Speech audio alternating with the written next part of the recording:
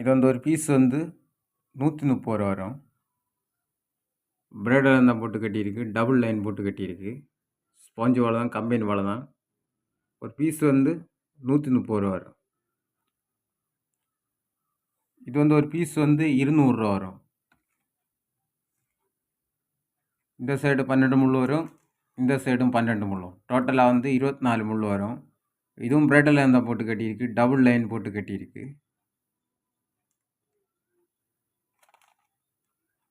Sponge வாழை தான், company வாழை தான்.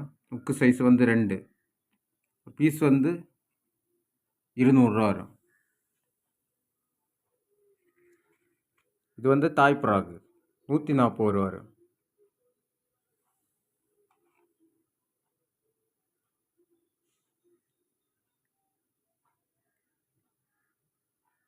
பீஸ் வந்து 140 ரூபா வரும்.